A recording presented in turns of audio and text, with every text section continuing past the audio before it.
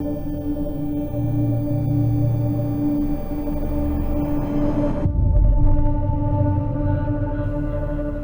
empieza, creo, con un mapa. Cuando era niño me gustaban mucho los atlas, los mapamundis.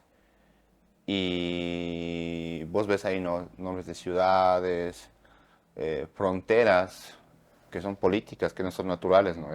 Entre países, qué sé yo.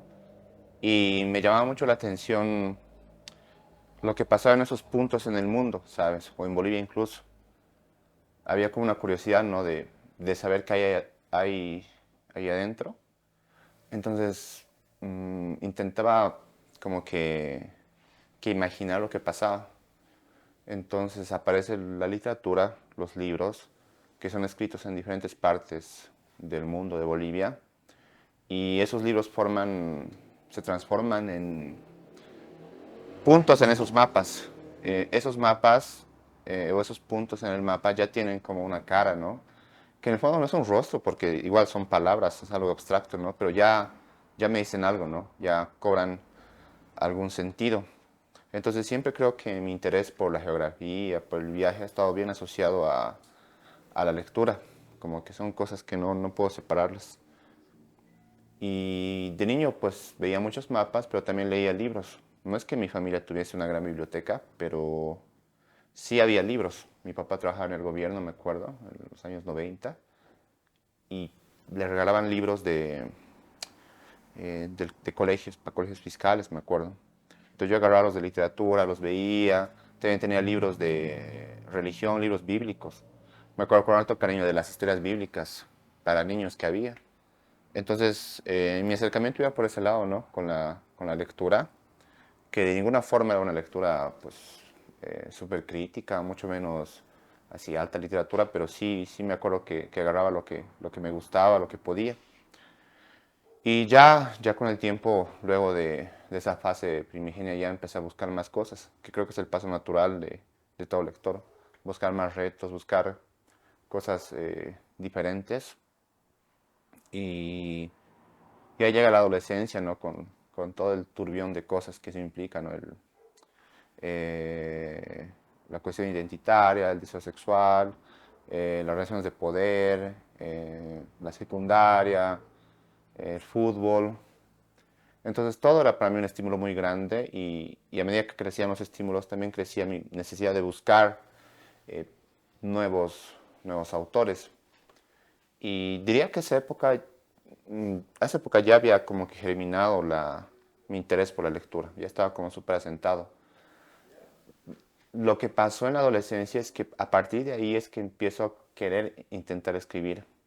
Y cuando digo intentar escribir me refiero a que no es que yo escribía en un cuadernito. Quisiera tener esa idea romántica de que escribían las servilletas en el bar o escribían las piedras, no, para nada. Lo que sí era esta idea, esta intención de ficcionar, ¿no? Yo caminaba, imaginaba como vidas alternativas que me pasaban.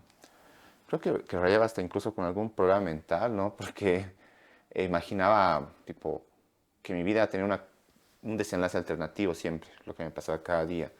Hasta me acuerdo que tenía tipo, pues en mi vida imaginaria paralela, pues tenía otra casa, tenía otros libros, otras cosas, ¿no? Y era una vida que se desarrollaba. Ponte que hoy día no sé, hoy es sábado, este Gabriel paralelo está en una librería. Al lunes este Gabriel paralelo ya trabaja en la librería, entonces era secuencial y avanzaba, ¿no? Involucraba a mis amigos, a mi familia. Y ahí me di cuenta de que era una forma de hacer ficción, ¿no? Ya para ese entonces había leído bastante y lo demás fue un simple empujón, ¿no? El paso natural de querer trasladar esas fantasías ya a algo concreto. Y capaz para mí la escritura tiene que ver más como una excusa o un medio de trasladar eso que hay adentro a algo externo. Es como el canal. Capaz si yo hubiese tenido un vínculo, no sé, con las cámaras, con el cine, hubiese sido cineasta. Pero para hacer el mismo ejercicio, ¿no? De tratar de materializar ese deseo interno que tenía. Justo hoy, ahí está escribiendo en la mañana, se me ocurrió una idea, ¿no? El viaje que existe entre el deseo y la realización del deseo, que sí, que es un viaje loquísimo, que a veces pues mm, es buscado o no buscado. Entonces, para mí, capaz la escritura tenía que ver con eso, ¿no? Con llegar a materializar esos deseos. Yo me sentía al inicio muy solo en esto. Y siempre lo digo y lo reivindico incluso, de que al que sea un ambiente burocrático, mis papás son auditores, trabajaban en la función pública, eh, yo pues desarrollé una idea de vida muy diferente a lo que es la escritura, una idea de vida más formal, más de traje, qué sé yo. Y por ende mis aspiraciones, las que mi familia tenía sobre mí eran muy diferentes a las de ahora. Y por ende también mis amigos, yo estudié Derecho y todo eso. Entonces, no, no era nada alentador el panorama. Era una búsqueda solitaria en todos los aspectos, no solamente literaria, sino tener gente con quien hablar de libros, con quien charlar, con quien empatizar sobre temas artísticos, de cine, literatura, sin caer en el esnovismo de decir que yo pensaba diferente, que era el mejor, no, sino simplemente yo quería alguien con quien charlar de libros. Y ahí hacía algunos amiguitos en Derecho. Me acuerdo que en la facultad había un día había un tipo leyendo una biografía de Faulkner y lo vi de lejos yo al tipo ahí. Y luego me dieron ganas de hablarle, ¿sabes? Porque mi soledad era tan grande que necesitaba alguien con quien hablar esas cosas. Pero ya cuando empecé a publicar, no a acercarme, hubo, claro, primeros contactos, ¿no? Que son estos contactos generacionales. Uno busca a sus pares. Todavía no había redes sociales así y yo buscaba tipo en Google escritores bolivianos nacidos a finales de los 80. Y ahí me aparecían algunos nombres, ¿no? En los blogs, me acuerdo. Eh, entonces, pues sí, como que había una intención de búsqueda y también de ellos hacia mí. Algún colega de acá de Cochabamba me contaba que hacía lo mismo, o sea, que buscaba gente de su edad. Y capaz era porque nuestra generación, digamos, estaba o está todavía marcada por esta transición dura entre lo digital, digo, perdón, lo material y lo digital, que había redes sociales, había YouTube, Google, pero no de la forma agresiva que hay hoy en día. Pero todavía seguía perviviendo esta cuestión del libro en físico, esta cuestión de los suplementos literarios, eventos literarios que prácticamente están agonizando ahora. Entonces, había estas complicidades que ni siquiera iban por las lecturas, porque yo no los leía, no había cómo conseguir sus libros, tampoco tenía plata. Entonces, era una complicidad, creo, eh, indirecta, casi telepática, y claro, luego los conocías, ¿no? Y eso me gustaba. A nivel familiar también había una complicidad, ¿no? Era como eh, un, un pacto de, sabemos que no vas a ser abogado, pero te bancamos, ubicas, y de mí también, o sea, sabes que no voy a ser abogado, pero igual seguime dejando vivir en tu casa. Entonces, para mí eso era muy lindo, ¿no? Que, al menos en mi ámbito familiar, pese a que tenían aspiraciones diferentes para mi vida, mi mamá, mi papá, o sea, siempre me han apoyado, nunca me han criticado. Y es algo que yo valoro harto, ¿no? Que pues es algo que el ámbito literario es algo que no estaba definitivamente en su radar, nunca, ni en su sueño más distópico, pero han estado ahí, ¿no? Y están ahí hasta ahora, ¿no? Hay varios hitos. El primero siempre es, creo que es publicar, que es un acto que es como un parto, ¿no? Con todo lo que se conlleva. O sea, pucha, publicas tu libro y ahí suceden, luego de eso, muchas cosas. O no suceden y quieres que sucedan. Y capaz en lo que no sucede está también el parto, ¿no? El viaje, en lo que no sucede. En mi caso fue pues bien alentador porque publiqué de muy chango, así en mis 22, 23. Y claro, en esa edad está siempre este deseo, esta fantasía de ser escritor más que escribir, que es algo que yo siempre digo en los talleres, no sean escritores, escriban. Y era como este deseo, ¿no? Que involucra, creo que lo que estamos haciendo ahorita, ¿no? Querer un reflector ahí iluminándote, gente que te echarle buena onda, que sí es parte, ¿no? Pero cuando estás empezando, te enfocas más en eso que en el acto de elaborar cada día tu texto. Entonces, yo valoro harto ese momento de ingenuidad, de tosudez, de ingenuidad súper peligrosa, o sea, pucha, te dejas maravillar, ¿no? Por estas cosas de este mundo hecho al alternativo, de gente buena onda, con trabajos flexibles. Y a veces yo renegaba de esa época porque sentía que no lo había aprovechado trabajando, pero a nivel vivencial pues te da harto, ¿no?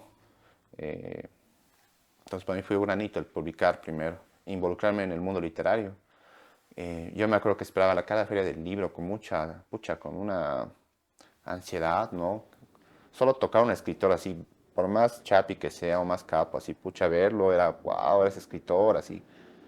Y para mí era un hito grande, ¿no? Eh, Luego enfrentarse a la crítica, enfrentarse a los lectores, saber que lo que escribes puede no gustarle a alguien, a mí es algo, una lección gigante. Y hay otro hito tal vez en esto de la carrera, digamos, está también el silencio. Yo publiqué por primera vez en 2010, mi segundo libro salió en 2012, y luego me di cuenta de que no me gustaba mucho lo que había escrito. Y ahí decidí como reconfigurarme, resetearme. Y hubo un silencio de varios años de no publicar, de no concursar en premios, de no ser visible. Yo no tenía redes sociales, me acuerdo. Entonces este silencio también ha sido bien educativo para mí. Es como otro granito que yo siento. De hecho, entre Seúl, Sao Paulo y mi anterior libro hay 7 años de diferencia de tiempo. Entonces, para mí esa época también es como otro hito grande.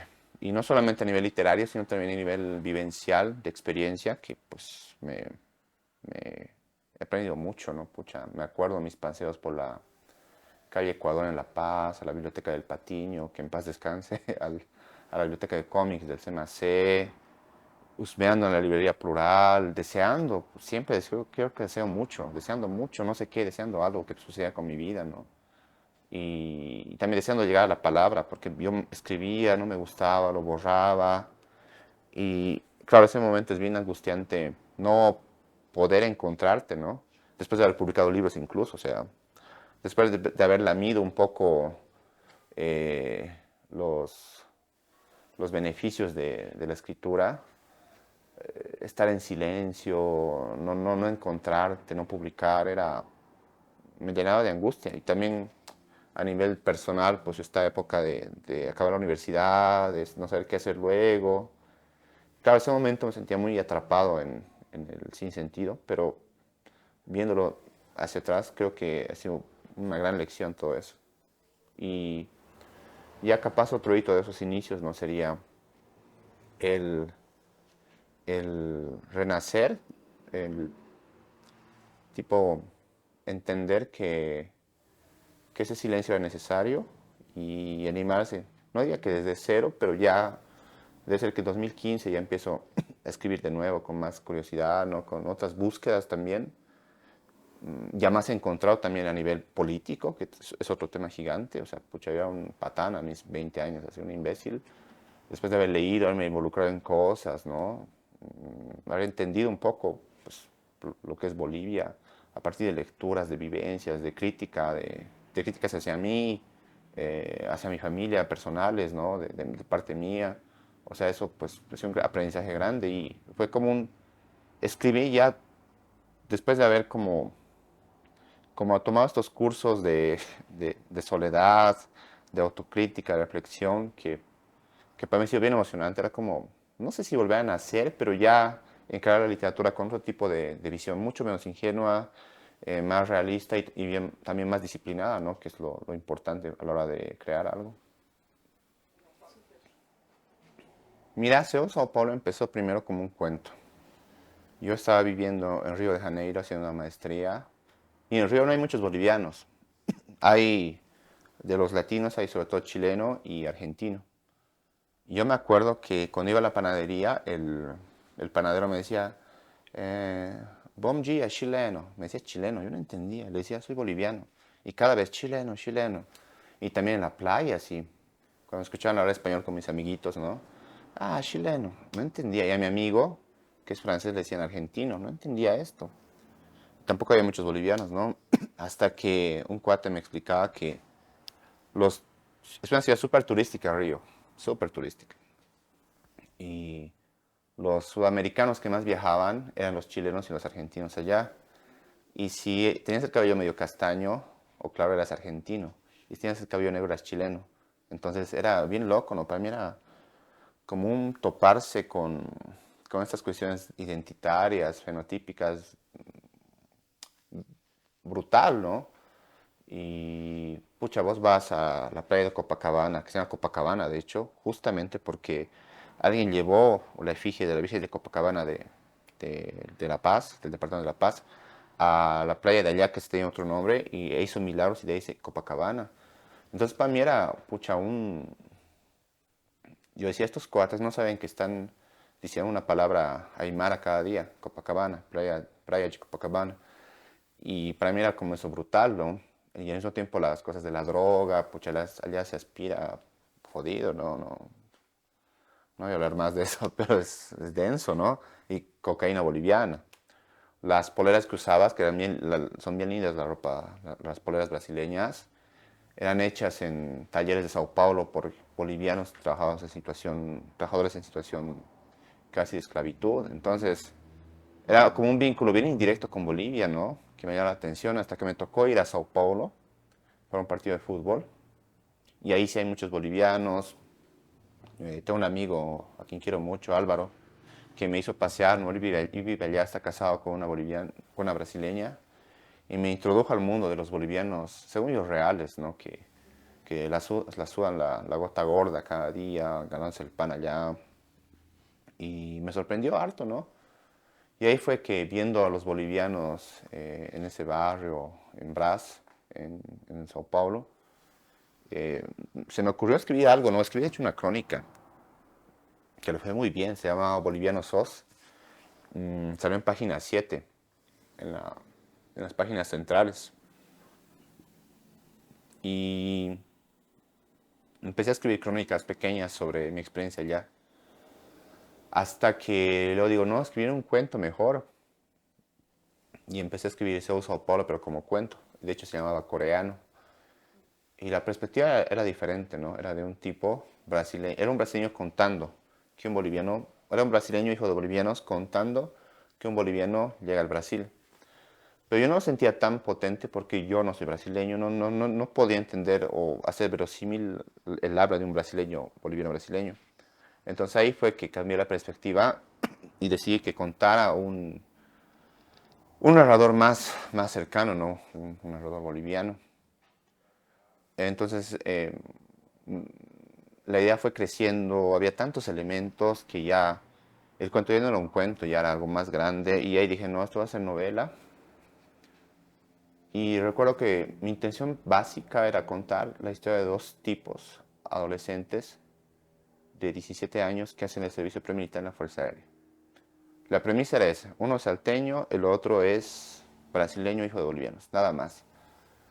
Y como siempre digo, es inevitable que cuando hablas de Bolivia, migración, emerjan temas de identidad, que sé yo, racismo, xenofobia, cuestiones del deseo sexual, que pucha, esa edad es algo, son como pipocas las hormonas, ¿no? Entonces, pero la premisa era básica ese. Hasta que un día estaba pasando con una amiga, Cristina, una venezolana, en un parque, en el Aterro de Flamengo, que es un parque bellísimo, y yo le digo, quisiera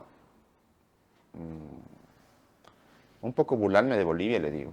O sea, burlarme en el sentido de la idea abstracta de Bolivia que se tiene. Esta famosa idea del mestizaje, de la fundación de la república, qué sé yo. Y de hecho una parte del libro insulto prácticamente a Bolivia, o el narrador insulta. Y yo le digo a esta amiga, quisiera eso. Y me dice, ponelo en tu libro. Y la segunda premisa era esa, las de dos tipos que hacen la pre y que en algún momento tienes que insultar a Bolivia. Alguien tiene que insultar directamente. Entonces la premisa era esa, ¿no? Y ya lentamente los demás componentes se fueron adjuntando. Y en el viaje, que es la escritura, ahí obviamente encuentras otros objetivos, otras o otras motivaciones hasta que terminó de ser lo que es ahora el libro. Bueno, son libros vinculados porque los he escrito yo, digamos. Pero el otro componente que los une capaz sería esta época de la preadolescencia, la introducción a una etapa nueva, ¿no? Si en Seúl, Sao Paulo, los chicos están ingresando a la adultez, en el otro libro están ingresando a la adolescencia, que es como, son dos portales, ¿no? Que te llevan a lugares diferentes, pero también hay un proceso de padecimiento ahí también, de cosas nuevas. Y capaz tiene que ver con esta deuda que yo le tenía, ya no tanto, pero sí a esas épocas. Como necesitaba un ajuste de cuentas con esas edades, digamos, de escribir. Ahora lo que escribo, por ejemplo, el libro que estoy escribiendo, tiene que ver con otras búsquedas. En términos incluso etarios, los personajes son diferentes. Y para mí, el vínculo está en eso, ¿no? En que es una época mía, incluso en los cuentos que publicaba en las redes, en blogs o cuentos que no se han publicado, siempre adolescentes, niños, que es una época que me gusta. En Seu Sao Paulo menciona una parte, ¿no? En la que para mí la mitad de mi vida siempre van a ser los 15 años, la mitad de una vida. Creo que lo más importante pasa ahí. La misma Gabriela Mistral decía, ¿no? Que la patria es el cielo de la infancia, algo así, ¿no? Y lo demás déjense a... Son definiciones de políticos, pero lo básico, lo principal está ahí, ¿no? En esas primeras veces que son épocas, yo pienso, bien atesorables, porque desde los 5 hasta los 15 años te pasan cosas por primera vez, muchas cosas. Luego ya son repeticiones de una primera vez que tal vez mejores, pero que no alcanzan ese nivel de descubrimiento, de ese nivel de asombro por el mundo, ¿no? Entonces yo las atesoraba mucho. Pucha, la originalidad, primero no sé qué sea, honestamente, no sé qué sea. Capaz es algo que los lectores lo reconocen, ¿no? Eh, yo sí creo en esta frase trillada de que siempre estamos escribiendo el mismo libro. Y yo siento que sí, que siempre, que escribir no es más para mí que intentar traducir lo que hay adentro en algo en un texto, ¿no? Y que usas a los personajes, a, a los escenarios, tus metáforas, como una excusa nomás para hablar de vos mismo. Vargas Llosa decía que escribir era como hacer un striptease, pero al revés. O sea, que en verdad estás desnudo en el libro y te pones como ropas ahí que son los personajes, que es la ficción, para fingir que no eres vos. O sea, en vez de quitarte la ropa te vas cubriendo. Pero yo creo que eres vos nomás ahí desnudo eh, frente al lector. Y capaz la originalidad esté más, o mi idea del original esté en la búsqueda como lector más que como escritor. Y ahí para mí lo que implicaría ser original en un autor que me gusta, una autora que me gusta, capaz está en el riesgo, ¿no? En el riesgo de, no sé si decir cosas que no se han dicho, porque a veces todo se ha dicho, pero tal vez en el riesgo de solo nombrarlo, ¿no? Creo que vivimos en un mundo muy pacato a veces, muy tímido, y pues el solo hecho de atreverse a decir algo ya para mí es algo muy, muy potente. Claro que la literatura tiene un rol en la construcción de la identidad. Tal vez no tanto como ahora, pero sí, pues hace unos 100 años, hasta 50, porque el acercamiento a la información era por los libros, ¿me entiendes? Leí un estudio hace poco de Ivana Molina, una socióloga alteña, que mencionaba que en los años 20, ella estudia las librerías, las bibliotecas, todo eso. Primero que solamente un 20% de la población boliviana estaba alfabetizada. Uno. Segundo, que los que podían escribir eran pocos. No recuerdo el dato exacto, pero ella contaba que para comprar una máquina de escribir se necesitaba casi solo de un mes, digamos. Entonces, el, el porcentaje de la gente que podía escribir era mínimo, ¿me entiendes? Y el porcentaje de la gente que podía leer. Y entre esos porcentajes mínimos se fueron construyendo imaginarios de lo que es Bolivia, de lo que no es. Ponte que no había tele, no había redes sociales. Entonces, sí, el libro, de alguna forma u otra, la literatura también ahí, como que ayudaba a construir una identidad. Yo estudié en la maestría la representación del enemigo en la obra de Augusto Céspedes, que él escribió sobre la guerra del Chaco. Y hasta en eso, ¿no? Mira, Céspedes era del MNR, era del Movimiento Nacionalista Revolucionario, y escribe Sangre de Mestizos antes de la revolución, con unos 15 años más o menos, 16. Y ya puedes ver en Céspedes, en sus cuentos, que son fabulosos, por cierto, un germen de lo que van a ser las políticas del MNR después. El libro se llama Sangre de Mestizos y en sus cuentos siempre mueren indígenas. Entonces yo me preguntaba y decía en mi tesis, o sea, ¿por qué el libro no se llama Sangre de Indios? Y justamente creo que era por esta cuestión de este proceso de mestizaje del MNR. Si se dan cuenta, el MNR nunca usaba la palabra indígenas, utilizaba campesinos, que era una forma de evadir el término indígena, que es un término que en Bolivia siempre se ha evadido, se ha intentado no encararlo. Entonces, sí, pues, por ejemplo, eh, Céspedes en sus cuentos, en su último cuento, que son dos descabezados que hablan, ¿no? Dos tipo monstruos, dialogan, dos soldados, fantasmas, algo así. Se echan la culpa, ¿no? De quién mató a quién, qué sé yo, y ahí dicen, ¿no? Que textual, así, casi una denuncia panfletaria, que eran las empresas, las transnacionales, que estaban peleando por recursos naturales. Y vos te das cuenta luego que 15 años después hay la nacionalización, que es un proceso fuerte. Entonces, solo agarrando el ejemplo de Céspedes, que también fue un actor político importante, puedes ver, ¿no? Un vínculo de la literatura y, y la política y los imaginarios, que ya en Augusto Céspedes encontrabas como un... Es un ejemplo de cómo alguien que era un escritor, un gran escritor, tuvo una influencia, no sé si grande o pequeña, pero que lo que él pensaba tuvo un correlato luego en los destinos políticos del país. Entonces, claro que la literatura eh, tiene un rol en la construcción de imaginarios. Benedict Anderson decía que uno de los pilares de la construcción de los nacionalismos es el servicio militar y otro es la escuela. Y en el colegio es como que te enseñan, ¿no? Tipo, esto es Bolivia, te hacen cortar en venesta, pegar, dibujar, te enseñan la historia, te dicen los héroes. No sé cómo será ahora, pero mis padres, yo, como que aprendimos lo mismo, ¿no? Simón Bolívar, Sucre, Mariscal Santa Cruz, las pérdidas territoriales, la cuestión del mar, la colonia, y todo contado desde un mismo lugar, ¿no? Y, y ahí también está la literatura, ¿no? O sea, ¿qué te contaban? ¿Qué libros leías en el colegio bolivianos? Algunos me dirían ninguno.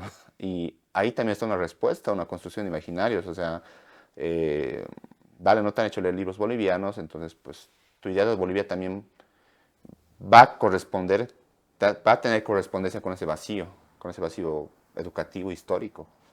Y entonces yo creo que juega un rol grande. Juega un rol grande incluso cuando no juega un rol, porque en ese hueco que te daría la literatura, que llenaría, perdón, la literatura boliviana, está siendo llenado por otras cosas, ¿me entiendes? Eso que te abriría la literatura boliviana, cuando no está siendo leída o estudiada, va a ser llenado por otra cosa. Sea, pucha, me acuerdo que en cole nos hacían leer libros de autoayuda, o sea, va a ser llenado por eso, que es tan peligroso, según mi parecer. Entonces sí creo que hay un vínculo entre lo literario y los imaginarios. Ahora ya hilando más fino, digamos, tu libro puede ser súper apolítico, súper, qué sé yo, con una intencionalidad opuesta a un destino sociológico o político, pero aún así en ese gesto ya hay algo, ¿no? Que te dice. Entonces creo que todo está vinculado porque no escribimos desde Marte, escribes desde Bolivia, desde un barrio de Bolivia, desde una ciudad de Bolivia, desde una piel boliviana, que hay muchas pieles, de una lengua, un acento. No es lo mismo escribir desde, qué sé yo, pucha, Tupiza, que desde Santa Cruz. E incluso en Santa Cruz no es lo mismo escribir desde Equipetrol que desde el Plan 3000. Entonces creo que ahí, y esto ya es trabajo no de los escritores, sino de los estudiosos, ni siquiera de los lectores, sino de los estudiosos, de de hallar, ¿no? Esas formas en las que Bolivia se va configurando. O sea, mi intención, como te decía, con Zeus o Polo, por ejemplo, era contar la historia de dos adolescentes y ya. No busco que un lector sienta tal cosa o piense tal cosa. No, tampoco un efecto. Sí busco que sienta algo, que no sé qué va a hacer, pero que sienta algo, que piense en algo, que le cause algo. Pero no puedo decir qué. Y a mí me gusta mucho la retroalimentación de los lectores, ¿no? Que es bien interesante, ¿no? Me decían que desde Seúl, Sao Paulo, les parecía que había mucho humor. Y decían que se reían. Yo decía, ¿por qué se ríen así? Yo no he buscado eso, no me considero gracioso ni siquiera. Entonces, pero era como una idea unánime eso, ¿no? Que un libro escrito con mucho humor, así. Pero bueno, su interpretación, ¿no? Y me gusta que los lectores encuentran cosas que tú no encuentras. Por ejemplo, en el REN, eh, la, la Alba Valderrama sacó un texto, una reseña bien linda que habla del gato. Hay un gato en el libro. Yo no le había puesto mucha atención al gato, ¿me entiendes? Pero para ella sí. Y a partir de eso, el gato como metáfora construía su idea de REN, su interpretación, que me parece fabulosa. Juan Pablo Vargas Rollano, que es un profesor de literatura paseño, él se enfocaba en la borrachera en el libro, el alcohol como un motor narrativo, y que yo tampoco le he puesto tanto énfasis, ¿no? Para mí la idea del falso secuestro en el rehén, y ellos encuentran cosas que pues yo no le había puesto énfasis. Lo mismo con Cebo Sao Paulo, que eh, es bien lindo cuando algún reseñista da en el clavo de lo que tú pensabas. No voy a decir quién ahorita, porque todas las reseñas son válidas, pero sí hubo una reseñista que habló de la patria esquivada, que es Bolivia, ¿no? Y dije, wow, me has leído, me has escaneado totalmente así. Un rayos X fenomenal. Pero cualquier lectura yo creo que es válida, ¿no? Interpretación del libro. Y uno agradece eso, o sea, que te lean, que inviertan tiempo en vos, aunque sea para darte palo, ¿no? Creo que es fundamental, creo que es valioso que alguien se dé el tiempo de, pucha, decir, subrayar, esto me gusta, esto no. Ahora en esto de la percepción, sí, yo creo que cambia. No es lo mismo que un libro sea leído por, un libro nacional sea leído por un tarijeño que por un cruceño. No es lo mismo que leas, no sé, un libro de la Liliana Colanzi, un cuento, perdón, 1997, que es sobre cuando aparece McDonald's en Santa Cruz. No es lo mismo que lea ese cuento, que sé yo, un boliviano que ha visto cómo McDonald's ha fracasado, que lo lea un argentino, un chileno, que tiene otra apreciación de McDonald's, tal vez. Y claro, entonces, pues, creo que sí difiere, ¿no? En la experiencia con mis libros, sí he notado, digamos, en las diferentes ediciones como diferentes formas de ser captado, capturado incluso.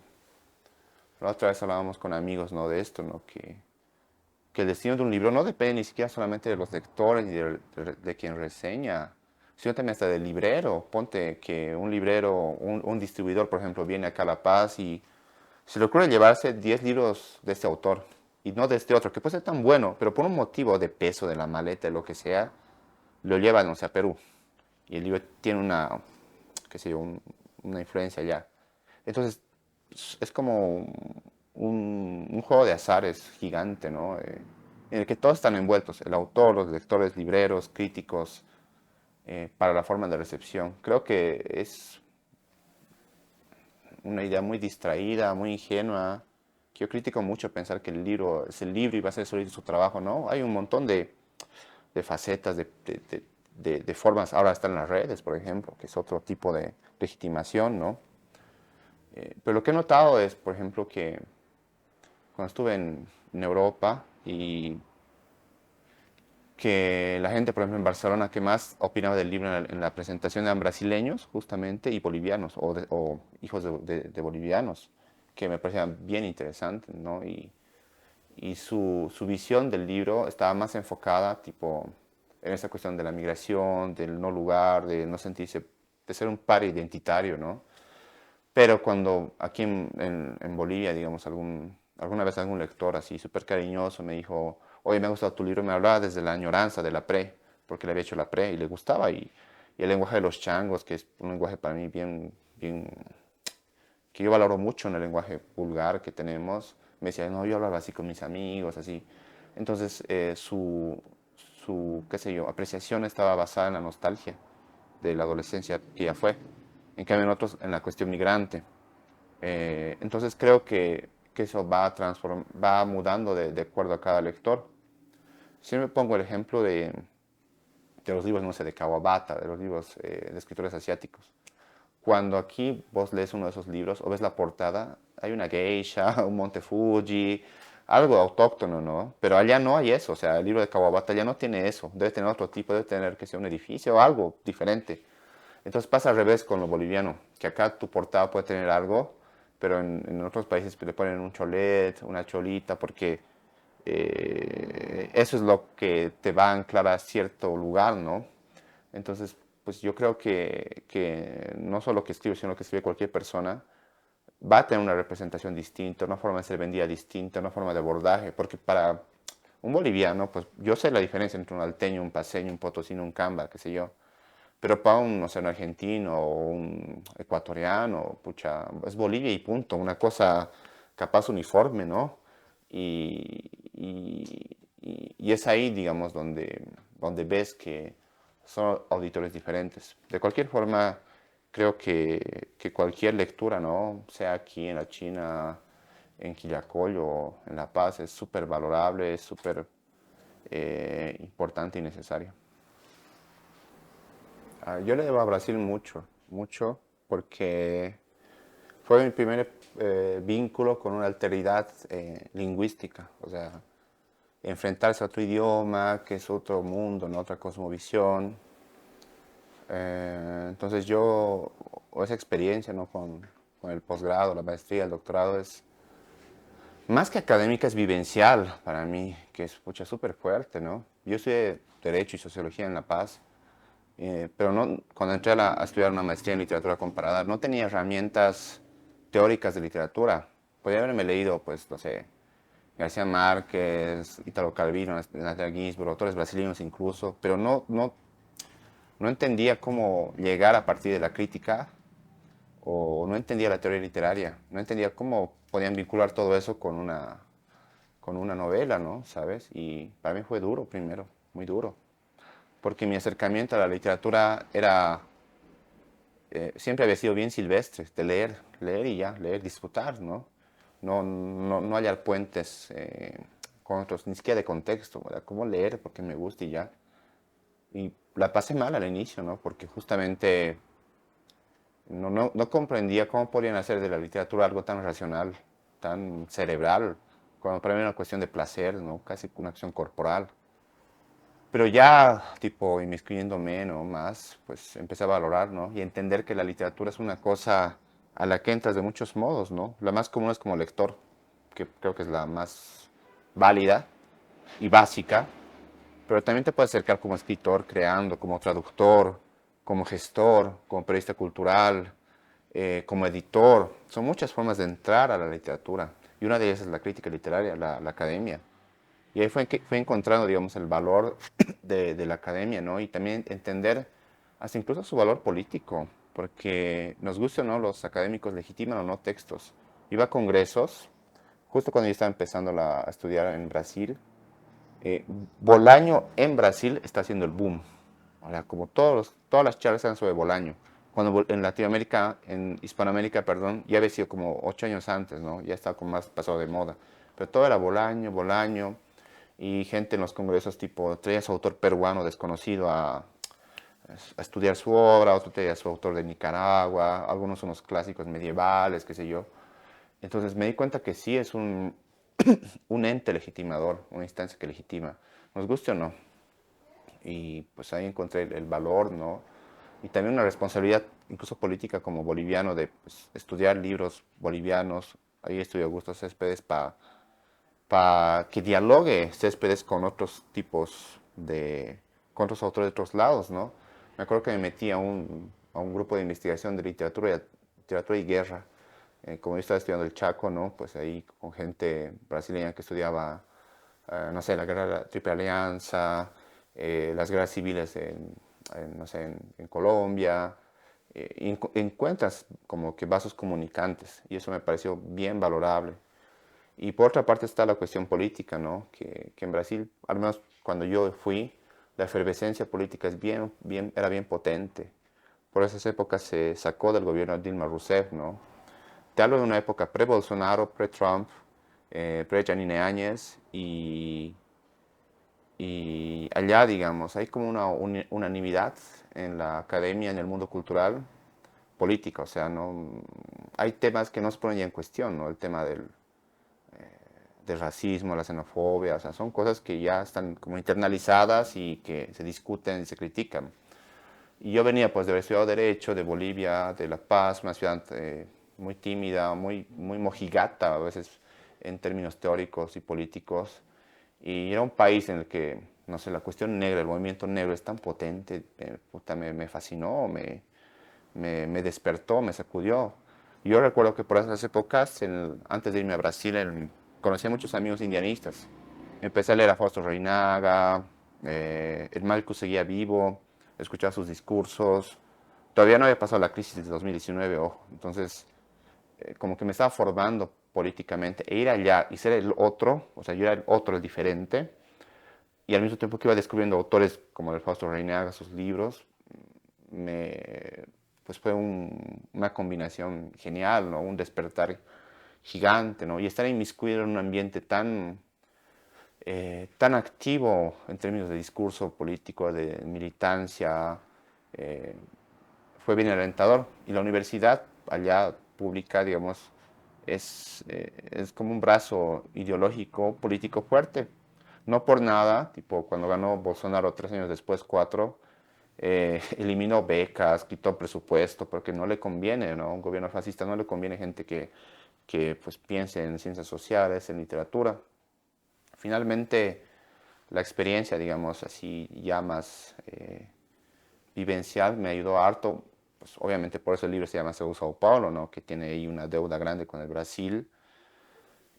Y creo que, sintetizando, te diría que para mí, o sea, es más importante lo que pasaba yo caminando en la avenida Río Branco, ahí en Río, todo cansado, hecho mierda, imputado por el calor, escuchando reggaetón en los audífonos y al mismo tiempo preguntándole a una casera cosas en portugués. Creo que eso me enseñó más que todo en la academia, porque esa experiencia de que tu cuerpo mismo sea una negación de esa ciudad, pues porque yo soy andino, soy colla y para mí era muy caliente, ¿no? Muy caliente la ciudad.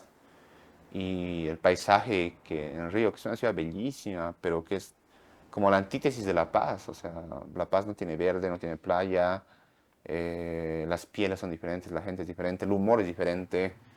Entonces, todo eso creo que además de la cuestión política y académica que te mencionaba y los autores que descubría, pues todo eso me ha revuelto, ¿no? Y me ha ayudado mucho a crecer, no solamente como autor, sino como persona, creo. Bueno, yo trabajo como traductor, sobre todo, pero para ONGs o empresas, ¿no? Traduzco asuntos institucionales. Me encantaría traducir literatura. De hecho, es una búsqueda que tengo, ¿no? Hallar algún autor brasileño, traducirlo al español. He estado muy cerca de hacerlo siempre, pero siempre pasa un obstáculo, algo que me ha impedido. Y en ese sentido, pucha, vas descubriendo, ¿no? Otro canal de entrada a la literatura, que es la traducción, que es otro canal diferente a la edición, a la gestión, a ser librero, a ser docente, ¿no? La traducción es otro tipo, ¿no? De entrada, que también me gustó mucho y me sacudió porque primero que pues yo tenía que vivir en portugués y tenía que leer libros en portugués y eso te remueve, ¿no? Tu propio lenguaje. Por eso yo nunca critico a la gente que se va a Argentina o España y empieza a hablar como argentinos o españoles, porque se te pega el lenguaje. El lenguaje es todo, ¿no? Estás escuchando todo el tiempo.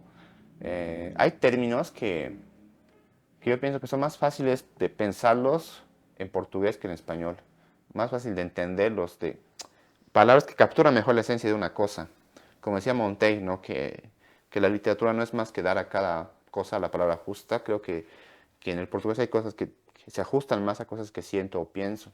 Y al revés también, que pasa que los hispanohablantes tenemos expresiones que se ajustan mejor a una idea que las palabras de los lusófonos. Entonces, por ese lado, pues es algo bien enriquecedor, ¿no?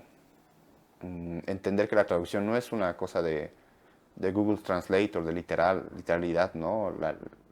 Creo que el gran lío de la traducción es la literalidad, ¿no? Es otra cosa traducir, y más aún debe ser poesía, literatura, que es casi una reescritura, ¿no? Entonces, para mí ese trabajo es algo que me estimula mucho, digamos, todavía me hace pensar en el lenguaje ya como un sonido, ni siquiera como un sonido, ya como una esencia, ya, o sea, como una forma de ver el mundo, el mismo Aymara, ¿no? Que no lo hablo, no lo hablo, pero sí lo conozco, pues estoy inmerso en el Aymara como cualquier paseño.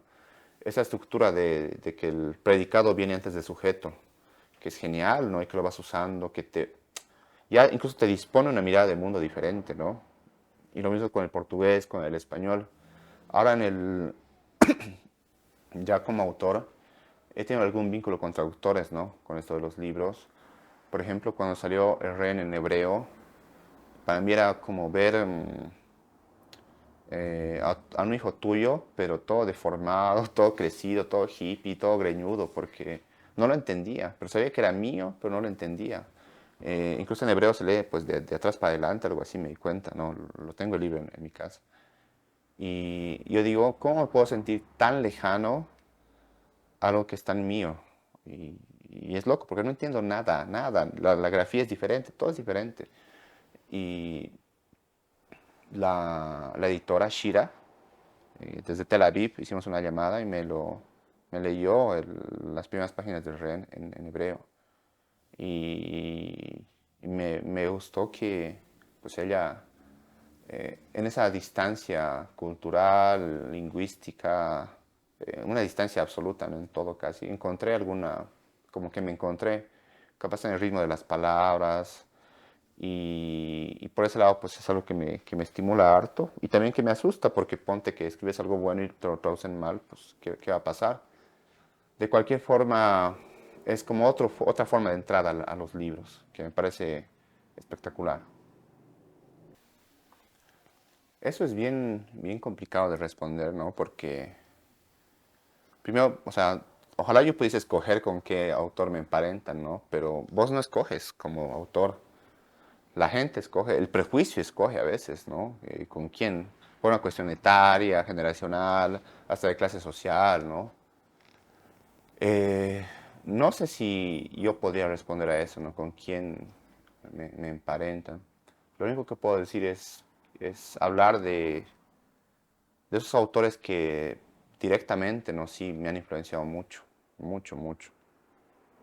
Uno de ellos puede ser tal vez, aunque es un lugar común, ¿no? Es García Márquez.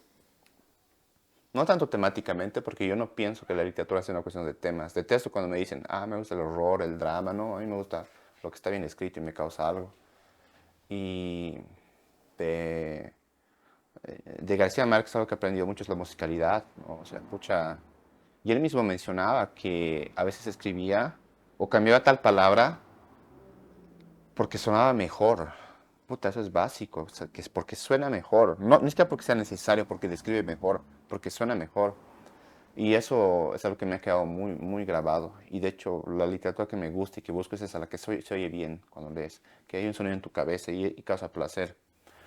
Siempre creo que importa más el cómo que el qué. Por eso me gusta mucho eso. Un autor igual que me influenció mucho es Clarice Lispector, que ese viaje introspectivo que hace y que tiene palabras justas para todo. ¿Cómo te puede describir?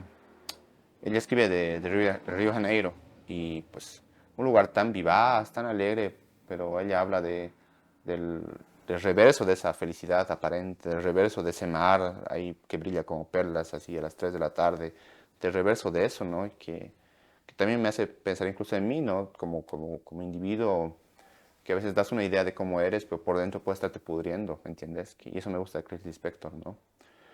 Otro autor así que me ha fascinado es el Augusto Céspedes, ¿no? esta chispa, esta gracia, esta sagacidad, esta vocación casi de hater que tiene, ¿no? Hasta casi punky, ¿no? Así medio rebelde, me gusta, ¿no?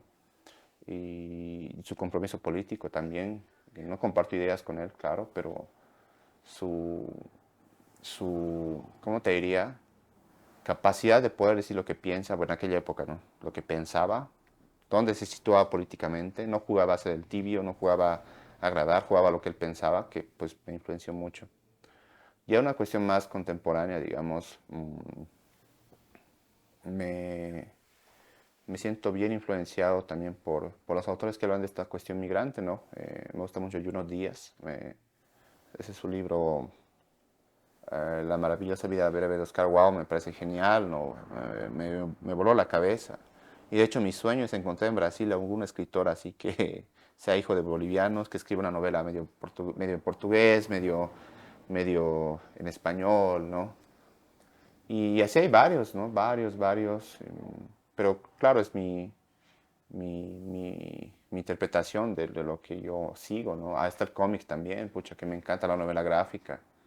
Recién descubrí a una argentina que es Sole Otero, que tiene novelas gráficas geniales. Ahí está Daniel Klaus, Jason, Craig Thompson, Frederick Peters. Así que escriben, o dibujan, mejor dicho, y también escriben, obviamente, cosas espectaculares que digo, pucha, yo quisiera dibujar para poder hacer esto.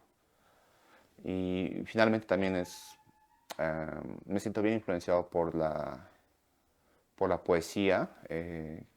Volviendo a lo que te decía, por esta cuestión sonora, eh, que, que, que me gusta, ¿no? Que tiene la literatura, ¿no? Ahí está Blanca Vietugte, Zurita, Lin, Fabián Casas, Mark Strand, o sea, cosas que como hablábamos ayer con nuestro amigo, ¿no? De que a veces uno lee a veces para robar, no necesariamente robar literalmente, pero lee para aprender, ahí está, que es una forma de robarle, ¿no? Porque capaz al autor X le ha costado un montón llegar a esa metáfora, a ese recurso, y vos alegremente dices, ah, voy a imitarlo, digamos. Y capaz ahí vería yo, ¿no? El tipo de conexiones que tengo con otros autores. Siempre ha habido, hay y va a haber grandes autores acá, desde autores conocidos hasta diamantes en bruto, hasta secretos bien guardados. Algo que estoy notando en el panorama actual es esto, ¿no? De que esta disputa entre lo virtual y lo físico, que es bien fuerte. Cuando yo empecé a publicar, había suplementos literarios, había poemas incluso en algunos periódicos, que es algo bien importante, ¿no? Había redes sociales, sí, pero no estaba pues todavía, no estábamos tan fagocitados por eso. Y creo que, bueno, los tiempos de ahora cambian eso un poco, ¿no? Que todo se concentra en el teléfono, hasta la literatura. Y que es una marca temporal, una marca de época, perdón, bien potente, que obviamente configura todo. Hablábamos con un amigo, ¿no? Esto de que, ¿qué prefieres? ¿Que Alejandro Sama te ponga un tweet elogioso o que un estudiante de la UNSA te haga una tesis de 120 páginas? Los que están viendo pueden responder y creo que eso influye mucho en cómo se percibe la literatura. Ya en una cuestión más sustancial, creo que, bueno, hay cosas que me gustan mucho, ¿no? Me gusta mucho la obra de Wilmer Urrello, que tiene cosas fascinantes, ¿no? Yo aprendí mucho de Fantasmas Asesinos. eh, bueno, soy muy mal decir eso, ¿no? Aprendí de Fantasmas Asesinos, pero aprendí mucho de ese libro.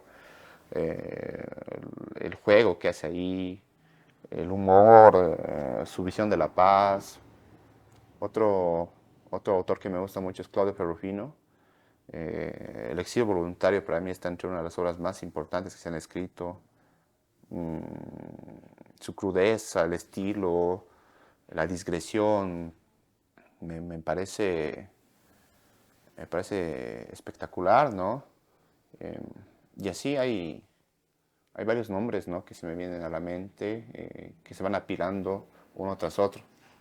Ahora creo que hablando en un sentido más concreto, ¿no? La literatura boliviana eh, está siendo leída, algo que he notado que está siendo leída afuera, o siendo consumida. No sé cómo era antes, porque antes no viajaba, no he vivido en los 80, no sé cómo era. Pero creo que sí he visto un interés bien potente, ¿no? Por lo que se hace acá. Algo que pasa similar con la literatura ecuatoriana, ¿sabes? Que he notado que, primero que de repente, de un día para el otro, empecé a conocer muchos autores ecuatorianos. Y sonando más, incluso en Bolivia se han publicado a Gabriel Alemán, por ejemplo, a Mónica Ojeda. Y algo parecido he visto que pasa en algunos países vecinos respecto a lo boliviano. Entonces me gusta ese interés. Y yo creo que la literatura actual boliviana va por caminos así siempre, como el mismo país, ¿no? Caminos caóticos, contradictorios. Y en lo personal, tipo, siempre voy como que atento a lo que se hace. Ahora, el gran problema está en, tipo, cómo, que no puedes leerlo todo. O sea, pucha, hay tanto autor así, incluso autores amigos, no los puedo leer, ¿no? Porque ya es tanto lo que se produce que no puedes, sino, no puedes acompañar todo el tiempo, ¿no? Pero sí noto que ya en un término más, incluso social, ¿no? Se va abarcando más temas, se van legitimando más lugares, y que algo que yo agradezco harto a mis colegas es que ya como que se ha abandonado un poquito esta idea del escritor barra abogado barra periodista barra médico, que tampoco está mal, ojos. Uno escribe y labura de lo que quiere, pero sí noto como un compromiso gigante con la palabra, gigante con escribir, con dedicarse a esto, ¿no? Por supuesto que todo eso parte de un privilegio, ¿no? De, pucha, incluso de clase, hasta de género, ¿no? En- pero que al final está ahí, ¿no? Y me gusta, ¿no? Este compromiso que describí siempre, estar ahí, publicar, joder, hacer cosas, gestionar, participar en premios, que he notado en muchos colegas y eso no hace más que hacerle bien a la literatura. Ahora también soy muy crítico, ¿no? Eh, con cómo se va manejando la literatura boliviana en el sentido ya más de gestión, ¿no? Mucho un abandono estatal absurdo, un abandono hasta empresarial, ¿no? Veo en otros países premios de bancos, que sé yo, aquí no hay nada. Y quizás por eso incluso tiene más mérito lo que hacen los colegas, ¿no? Que es como que lanzarse, buscar sus caminos, sus estrategias, eh, que es como un hacerse solo, que suena bien en términos meritocráticos, suena bien decir yo me echo solo en un país así, pero también es duro porque cuántas voces se pierden en eso, ¿no? Y finalmente creo que sí hay encubrimientos, ¿no? No, obviamente, pues, eh, adrede, pero sí hay encubrimientos. Porque para que brille un autor, o se conozca un autor, hay uno que no tiene que ser leído. Y capaz ahí está nuestra tarea como lectores, ¿no? De indagar, de buscar más allá del reflector, más allá de quién tiene más likes, buscar cosas diferentes, ¿no? No solamente para ser más equitativo o más igualitario, sino también para el mismo disfrute, ¿no? Cosas diferentes, nuevas, de autores de diferentes lugares. Y ahí me gusta mucho lo que hacen las editoriales actuales bolivianas, que desde un lugar tan a veces precario se animan a sacar cosas, ¿no? Me gusta mucho que los nombres o de lo que más se habla a veces es de, de Santa Cruz o del Alto, que son ciudades bien diferentes, pero que por su, por su potencia económica en Santa Cruz y política en el caso del Alto, suenan, ¿no? Suenan, jalan y se alejan de ese centralismo paseño que ha existido siempre, ¿no? Y que le ha hecho mucho daño al país. Creo que más que preguntarse qué es ser un autor boliviano, habría que ver primero qué es ser boliviano, que es un tema gigante, ¿no? Y creo que la respuesta tiene dos facetas. Una dentro de Bolivia, otra fuera de Bolivia. Dentro de Bolivia yo tengo una crítica inmensa a la idea de lo que es lo boliviano dentro de Bolivia. Yo nunca pondría una tricolor en mi ventana, jamás, en Bolivia, jamás. Por lo que representa esta idea de lo boliviano, que en la fundación misma del país, la idea de lo boliviano excluía a mucha gente, ¿no? Mucha gente. La aspiración de la bolivianidad era, pues, excluyente de una forma feroz. Y con lo que pasó en 2019, eh, definitivamente la idea de lo boliviano, en su término más clásico, más escolar incluso, para mí es algo que debe ser extirpado o criticado o reflexionado, qué sé yo. Pero afuera, lo boliviano, y esto hablábamos con unos amigos boliargentinos en Buenos Aires, afuera, lo boliviano está asociado a lo indígena, a lo indio. Entonces, obviamente que si está asociado a eso, soy muy boliviano afuera y voy a defender lo boliviano. ¿Me entiendes? Siempre. La idea de lo boliviano que se tiene, porque sí, es como que se rescata, se agarra a esta parte indígena que aquí está negada, pero que afuera, pues, no puedes escapar. Acá te puedes creer muy mestizo, todo, muy no clase baja, lo que tú quieras, pero afuera de Bolivia vas a ser, tu indianidad te va a perseguir, aunque no quieras. Entonces, creo que la respuesta varía de acuerdo al lugar. Y ya en términos de ser escritor boliviano,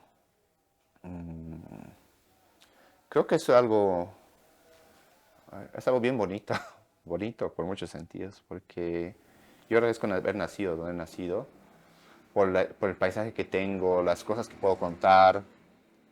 Claro, esto nunca lo voy a saber, ¿no? Si hubiese nacido en Perú, en Alemania, en Eslovaquia, qué sé yo, escribiría de otras cosas. Pero me gustan los temas que escribo, las cosas que he visto. Aunque, claro, es un contexto muy crudo a veces, ¿no? Lo que tenemos. Pero no podía entenderme sin ser paseño, ¿me entiendes? Boliviano, sin haber eh, visto lo que he visto, haber nacido donde he nacido, escribir desde donde escribo. Entonces creo que ahí ser escritor boliviano tiene como unos retos, unos dilemas existenciales, escriturales, todo, todo. Ahora, ser un escritor boliviano que intenta proyectarse hacia afuera, digamos, también tiene otro tipo de connotaciones, ¿no? Que son jodidas también, en el sentido del lugar que ocupa Bolivia en el imaginario literario regional, no lo ponemos mundial, que ya es algo inalcanzable, ¿no? Y para mí es bien importante, bien potente eh, hablar de mi país, ¿no? En muchos sentidos. Criticarlo también, joderlo, ¿no? Porque solo así puedes, digamos, entenderlo, ¿no?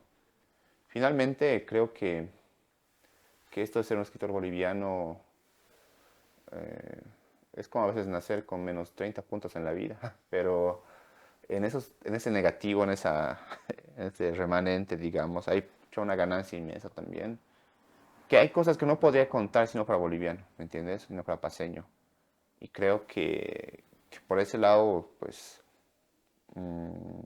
solo me queda, y nos queda, ¿no? A mí y a mis colegas, eh, buscar eso, que contar eso, sin importar que pensemos que es Bolivia o que es no.